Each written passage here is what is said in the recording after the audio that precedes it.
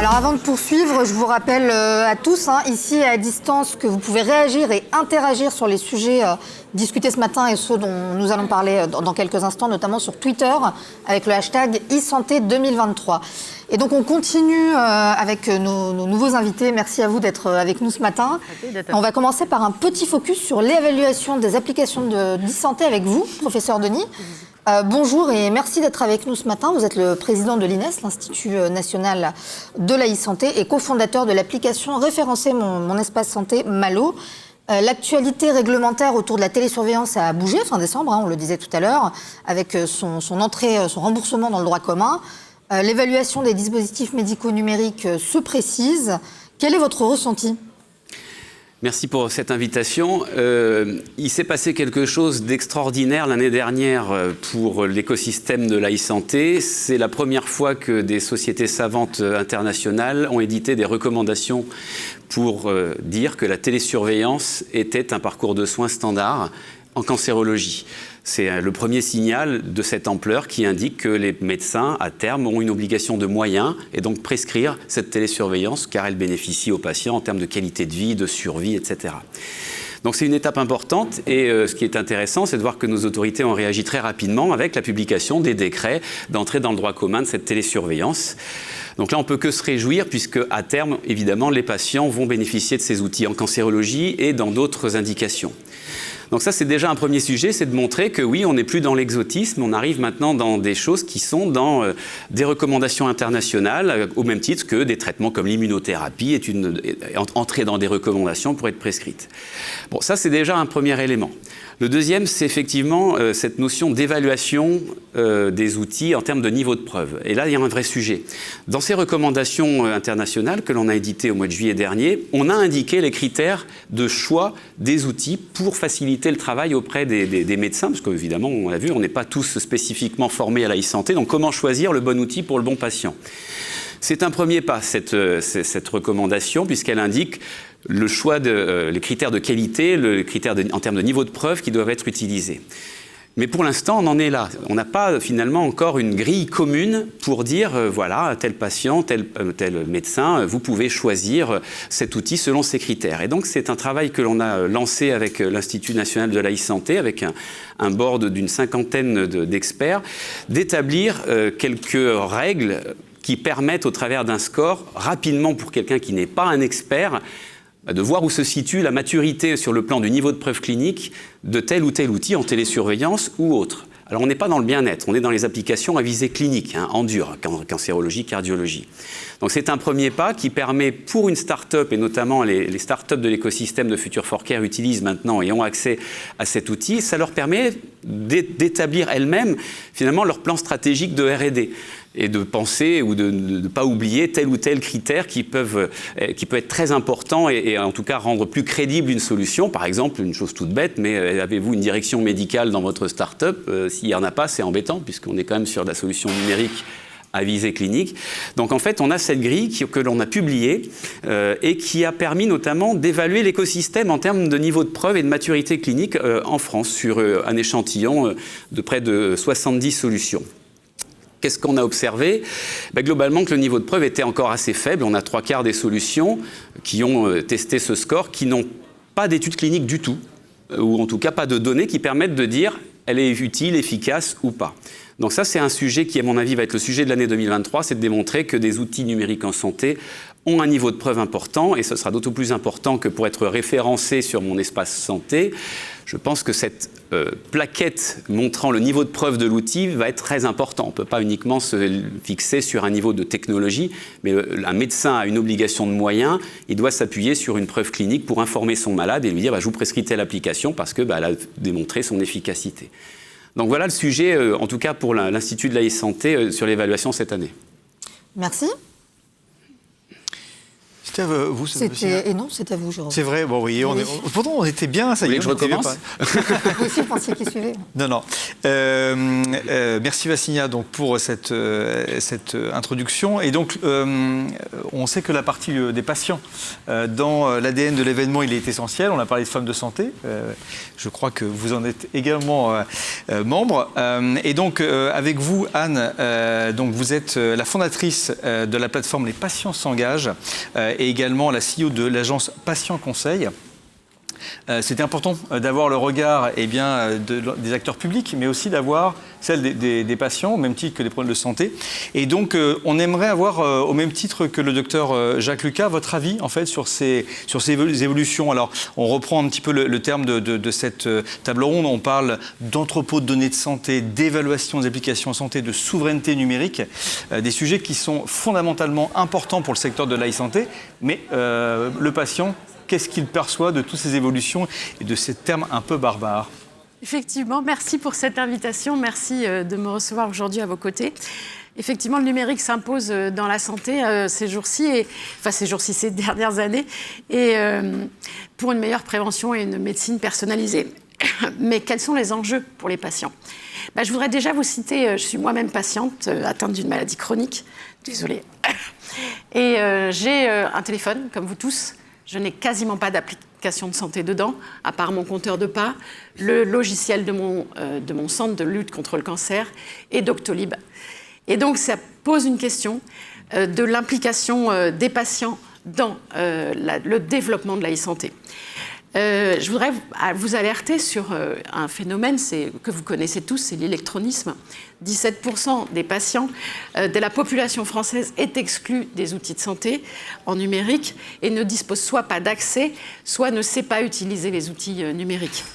Et donc, en fait, la santé numérique creuse les inégalités sociales, elle renforce la vulnérabilité. Et par exemple, je voudrais vous parler d'un projet qui me plaît beaucoup, qui s'appelle On Connect, qui est un projet de suivi du parcours de soins en cancérologie de Mont-d'Or, je pense que vous connaissez. Un projet développé par Nouvéal, qui a été repris par La Poste. Et en fait, c'est un parcours de soins en cancérologie numérique, comme ça se développe beaucoup. Mais pour justement inclure les patients qui sont exclus du numérique, ils ont développé à côté un projet qui s'appelle Reconnect et qui permet de donner une tablette aux patients, une tablette connectée, et qui en plus, ils accompagnent les patients à être inclus en faisant des cafés numériques en présentiel avec des patients partenaires qui accompagnent cette inclusion. Et je pense que c'est très important de se dire que tous ces projets numériques, il faut les co-construire avec les acteurs, y compris les patients et les associations de patients. Et comme disait Jacques Lucas très bien tout à l'heure, et je le rejoins vraiment, il ne faut pas oublier une acculturation, il ne faut pas oublier de co-construire les projets pour recueillir les données de santé, puisqu'on en arrive à parler de données de santé, et leur utilisation. Et je pense qu'en particulier sur les données de santé, il faut penser à vulgariser leur utilisation. Vous savez, les données de santé, ça ne parle pas vraiment aux citoyens. Je pense qu'il faut former les citoyens, mettre au point des formations citoyennes, garder un langage clair qui parle à vous tous et aux citoyens, et dialoguer et faire dialoguer les acteurs entre eux. Je pense qu'il ne faut pas oublier l'essentiel. Avant de parler de crainte et de confiance, il faut se dire que les données, c'est une chance incroyable qu'on a de faire progresser l'innovation et la recherche. C'est une chance incroyable qu'on a de faire progresser la médecine. Et effectivement, il y a une certaine perte de confiance avec la crise Covid. Mais les 70%, et je crois que ça c'est un chiffre dont vous parlez souvent, 70% des citoyens sont favorables à partager leurs données. Ils ne comprennent juste pas tout à fait ce que ça veut dire. Donc je pense qu'il faut vraiment que vous vous empariez de cette chance qu'on a d'avoir ces données de santé et puis de co-construire les solutions avec les patients. Les associations de patients, pareil, sont tout à fait favorables à co-construire en gardant toute cette vigilance sur la sécurité, la transparence et l'intérêt général. Il faudrait que ce soit le plus clair possible pour les patients, parce que c'est vraiment, je le répète, formidable de partager ces données. Je voudrais vous parler enfin d'un projet que j'ai trouvé vraiment chouette, c'est le projet HTC Project, qui est un projet qui a été développé par 3 associations de patients, qui s'appelle New Spring for Me. Et ce projet, en fait, c'est l'accompagnement d'un patient greffé en allogreffe, donc dans un parcours de patient qui est très très difficile, où on est très solitaire, on a très peu d'informations et très peu de contact avec l'extérieur, puisqu'on est en bulle stérile. Et en fait, ce projet est parti de l'expérience patient. Donc on a interrogé les patients sur leurs ressentis. On a construit, enfin moi je ne fais pas partie de ce projet, mais je l'ai trouvé génial, ils ont construit un parcours de soins qui va de l'annonce de la greffe au retour au travail, donc vraiment très long. Et ils ont co-construit ce projet avec 3 associations de patients, la PHP, d'autres acteurs de la santé. Et c'est un excellent exemple de ce qui peut se faire en collaboration avec tous les acteurs et en impliquant les patients dès le départ du projet. Merci Anne, et merci pour être également partenaire de l'événement, qui était un message important également. Avec la plateforme Les Patients s'engagent. Exactement. Merci, on va continuer avec vous Stéphanie Combe, bonjour et merci d'être avec nous. Vous êtes la directrice du Health Hub ou du GIP, plateforme des données de santé. Avant de rentrer dans le vif du sujet, est-ce que vous pouvez nous rappeler en quelques mots, pour faire un peu le lien avec la conversation qu'on vient d'avoir, la place des citoyens dans votre organisation et dans vos travaux ? Oui, écoutez, merci de m'avoir invitée et je ne peux que souscrire à absolument tout ce que vous venez de dire à l'instant. Le Health Hub, comme vous le savez peut-être, c'est une structure publique qui souhaite accompagner les porteurs de projets à accéder plus facilement aux données de santé pour des projets qui visent l'intérêt public. La plateforme a 3 ans aujourd'hui, mais il nous a semblé à peu près dès le démarrage, même si les associations de patients sont associées à la gouvernance par la loi, puisque France Asso Santé assure la vice-présidence du Health Hub, qu'on n'entendait peut-être pas assez les premiers concernés par le partage des données de santé, qui sont les patients et la société civile. Donc on avait travaillé avec Gérard Raymond, qui est le président de France Asso Santé, sur un premier groupe de travail pour mettre en place des engagements vis-à-vis de la société civile. On nous avait d'ailleurs reproché dans ce travail-là d'être trop technique dès le démarrage, et donc on a commencé à raisonner vraiment en termes de bénéfices et de vulgarisation, puisque quand on pense aux données de santé, le premier réflexe c'est de se dire est-ce qu'elles sont sécurisées, comment techniquement les choses vont se passer, alors que le premier enjeu c'est le bénéfice pour la société civile. Et donc on a décidé, je pense quelques mois après la création du Hub, de créer une direction citoyenne dont l'objectif n'est pas de remplacer le délégué à la protection des données et d'assurer le respect des droits des personnes, ça c'est fait d'un point de vue juridique, mais bien d'établir un dialogue avec les premiers concernés. Donc concrètement, ça passe par 4 activités principales. La première, c'est l'écoute. Donc on a organisé une première consultation citoyenne, notamment dans le cadre des travaux qu'on mène au niveau de la Commission européenne. Donc on a récupéré 5000 contributions. Donc ce n'est pas une enquête au sens statistique, représentative, mais c'est des retours à chaud des personnes par rapport au partage des données. Donc ça peut aussi nous inspirer ce qu'ils en comprennent et les sujets de préoccupation. Tout ce qui est la formation, et en effet la matière données de santé est quand même extrêmement technique et pas forcément très concrète. Donc il faut pouvoir expliquer comment ça se traduit à la fois dans le soin, mais aussi dans leur seconde vie, qui est la recherche. L'implication des citoyens et des associations de patients qui ne sont pas que bénéficiaires finaux. Ils peuvent aussi être partie prenante des cas d'usage des études. Vous avez cité un exemple. Pendant la crise sanitaire, France Asso Santé a réussi à monter une étude qui s'appelle Vivre Covid sur la manière dont les patients pouvaient vivre le confinement dans un premier temps et puis qui s'est poursuivie, qui est toujours active aujourd'hui. Donc les associations de patients peuvent tout à fait collecter et traiter les données elles-mêmes. Ensuite, il faut les accompagner parce qu'elles n'ont pas forcément les ressources scientifiques en interne. Et aussi l'implication dans la gouvernance. Comment vraiment assurer ce dialogue continu. Donc on avait organisé une sorte d'état des lieux des différents modèles de gouvernance possibles pour ne pas forcément faire des groupes de travail ou des comités, mais vraiment essayer de s'adapter à la problématique qu'on veut étudier. Et toutes ces réflexions, en fait, elles trouvent aussi leur place au niveau européen, puisque la Commission européenne a le projet de mettre en place un espace européen de données de santé. Et il y a vraiment des travaux prévus sur l'implication de la société civile à l'échelle de cet espace européen des données de santé.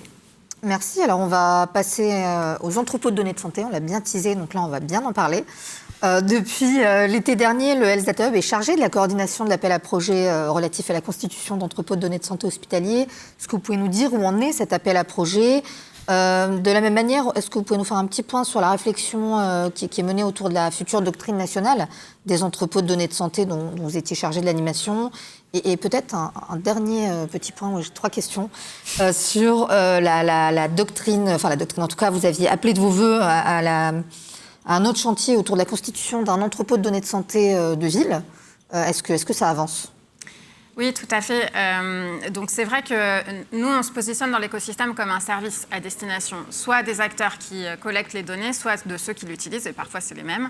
Mais du coup, ce n'est pas un service qui est très intéressant si on n'a pas des bases d'intérêt à partager. Donc on avait concentré nos efforts au début du projet sur les données de l'assurance maladie, qui représentent un atout majeur pour notre pays, puisqu'elles ont cette particularité d'être exhaustives, mais pas forcément d'être très cliniques, très médicales. On a aussi travaillé sur un catalogue, donc une liste de bases de données d'intérêt à partager, des données qui existent déjà. Et peut-être que le trou dans la raquette, c'était comment on travaillait avec les établissements de santé. Donc vers 2021, on a commencé à mettre en place une sorte de programme pilote avec les établissements pour voir comment les accompagner à se doter eux-mêmes de ce qu'on appelle des entrepôts de données de santé. Donc c'est vraiment la capacité à réunir et à exploiter à leur niveau les données. Donc ça peut leur servir pour le pilotage des soins et aussi pour la recherche. Et travailler avec nous pour fédérer et massifier. Parce que pour certains cas d'usage de recherche, les données d'un seul établissement ne vont pas suffire. Donc c'est là que nous, on peut intervenir pour croiser les données. Donc suite à ça, on a commencé à avoir dans la stratégie d'accélération santé numérique un axe autour de l'accélération du déploiement sur le territoire des entrepôts de données de santé, dans les CHU notamment, ce qu'on a trouvé très bien, un véritable accélérateur. Il y avait déjà des établissements qui s'étaient dotés d'entrepôts, mais on voit bien que là, on est en train de passer à la vitesse supérieure et cet appel à projet est un moment fondateur, je pense, pour cette stratégie l'année dernière.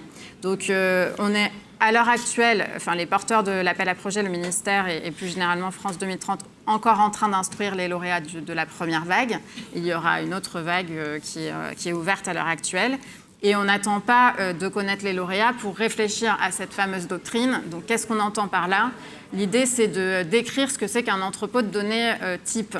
Alors, on ne va pas imposer aux établissements d'avoir tous exactement le même entrepôt, mais il faut quand même qu'il y ait des caractéristiques qui soient partagées pour favoriser le partage. Donc, on a commencé à réfléchir sur la question du financement pérenne, puisque ces infrastructures de données de santé, elles coûtent quand même très cher, y compris parce que derrière, vous avez beaucoup de ressources humaines, de compétences, d'infrastructures techniques sécurisées. Là, on est en train de lancer 2 chantiers. Un sur la gouvernance d'accès aux données. C'est important que, quel que soit l'entrepôt auquel vous vous adressez en tant que chercheur ou entrepreneur, vous fassiez face aux mêmes règles d'accès et qu'elles soient autant que possible calquées sur les règles nationales, donc intérêt public, méthodologie, etc. Et un 3e axe de travail sur ce qu'on a appelé le socle minimal de données. Donc l'idée qui est derrière, c'est de se dire qu'il serait intéressant d'avoir dans chacun des entrepôts au moins X types de données pour permettre ensuite une massification dans les cas où ce serait intéressant de réunir les données de plusieurs entrepôts. Donc ça peut être des caractéristiques d'un séjour patient par exemple, et puis évidemment en fonction de la pathologie, on n'aura pas les mêmes données à réunir. Donc c'est un travail qui va s'étendre sur, je pense, plusieurs années, parce que là je vous ai cité 3 axes, mais on pourrait en citer beaucoup d'autres. Et sur le volet médecine de ville, qui nous semblait aussi être peut-être un maillon manquant, c'est pas nous qui sommes intervenus, c'est le CNGE qui a candidaté à l'appel à manifestation d'intérêt de la stratégie d'accélération santé numérique avec ce projet de constituer un entrepôt national de médecine de ville, alors qui ne sera pas exhaustif parce que réunir les données de toute la médecine de ville, c'est quand même un sacré défi, mais en tout cas, ils ont tout un plan d'action pour organiser la remontée d'un certain nombre de données en collaboration avec les médecins évidemment qui le représentent. Et nous, on est partenaires de ce projet-là parce qu'on l'a trouvé extrêmement important pour le paysage national des données de santé. Et que ce soit pour les entrepôts de données hospitaliers ou cet entrepôt de médecine de ville, l'idée, c'est aussi de favoriser le partage dans un second temps au sein du Health Data Hub pour les cas où ce serait intéressant d'avoir des données au niveau national. Merci Madame Combe pour ces informations importantes autour du Health Data Hub. On va finir avec vous, professeur Thiebaut, chez Rodolphe. Vous êtes donc professeur à l'Université de Bordeaux et vous êtes surtout un expert autour de cette data, de cette donnée. Alors comme l'a dit Anne et je pense également le docteur Jacques Lucas, cette notion de confiance, cette notion de compréhension, de simplicité, quand on parle souvent de données de santé, ça forcément donne donne souvent des caractères un peu anxiogènes. Et donc, on voulait avoir avec vous quels étaient, eh bien, d'un point de vue très concret, ce que vous faites, puisque vous êtes aussi au CHU, vous récupérez donc cette donnée. On voulait avoir le regard, eh bien, également d'un chercheur, d'un professeur qui saurait donc nous donner un peu plus de lumière sur cette donnée. Merci beaucoup pour cette invitation. En fait, pour témoigner, voilà, en tant que responsable d'un service d'information médicale au CHU de Bordeaux, également porteur d'un projet pour avoir un entrepôt régional qui couvrira la Nouvelle-Aquitaine avec Poitiers et Limoges pour les CHU.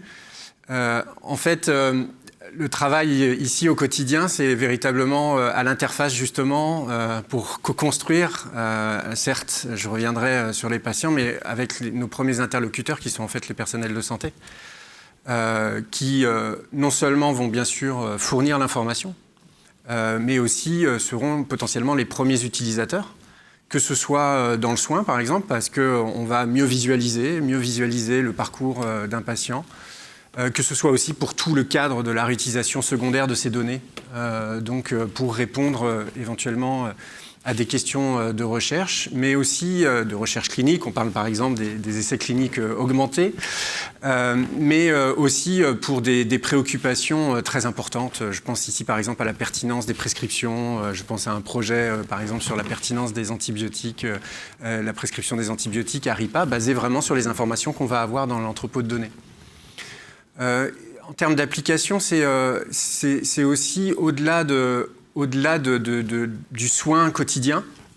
On a eu un bel exemple au niveau du CHU de Bordeaux pendant la crise Covid-19, puisque en fait, nous étions présents systématiquement aux cellules de crise et très rapidement, on a vu le besoin d'avoir des indicateurs en temps réel du nombre d'hospitalisés, voire même des prédictions à 7 jours, 14 jours du nombre d'hospitalisés qu'on pourrait avoir pour Covid-19. Et donc là, on a véritablement utilisé en temps réel les données de l'entrepôt de données. Et en fait, ça va plus loin que ça. Ça va plus loin que ça parce qu'on a travaillé en collaboration avec nos collègues du CHU de Nantes, avec la PHP, et on en avait parlé ensemble aussi avec Stéphanie, pour construire des indicateurs voilà, sur plusieurs hôpitaux, qu'on puisse les mutualiser, avoir une vision plus globale en utilisant aussi les données de Santé publique France. Et en fait, on est allé beaucoup plus loin que ça, puisque finalement, la constitution de ces informations, on a pu aussi les réunir à l'échelle internationale, parce qu'on a des données qui étaient échangeables, utilisables à l'échelle internationale. Et donc, on a pu répondre à des questions en regroupant justement ces informations à l'échelle internationale. Donc ça, c'est pour dire finalement, il y a beaucoup d'espoir, mais il y a déjà des actions aujourd'hui, des résultats aujourd'hui à partir de ces informations. Simplement, c'est particulièrement difficile, malgré tout, d'utiliser les données, puisque vous imaginez bien, et vous le savez, quand on a un compte-rendu d'hospitalisation ou quoi, on a un texte libre utilisé dans le soin pour relater de ce qui s'est passé. Et là, prendre cette information pour ensuite en faire une connaissance, en fait, eh ben, c'est tout un travail effectivement d'expertise. Et ce n'est pas une seule personne, c'est plusieurs personnes. Une vraie nécessité de co-construction à l'échelle nationale et internationale, justement, pour utiliser au mieux l'ensemble de ces informations. Merci Rodolphe. En quelques secondes, s'il y avait quelques points clés que vous pourriez partager eh bien, aux personnes qui pourraient travailler avec vous ou qui auraient une collaboration, c'est quoi les points clés par rapport à ces cas d'usage ? En fait, d'abord, je reviens aussi sur l'aspect, quand on parle de co-construction avec le personnel de santé, avec les patients, les citoyens, les utilisateurs, et donc on l'a évoqué déjà, mais c'est vraiment hyper important, c'est bien sûr l'information, l'acculturation des citoyens, qui seront peut-être un jour patients, mais en tout cas cette information-là, avec certes le cadre réglementaire, mais en fait, on est obligé de le dépasser et d'informer, d'être très proactif là-dessus. Et ça, c'est très important parce qu'on a évoqué, par exemple, les applications de suivi de parcours de soins.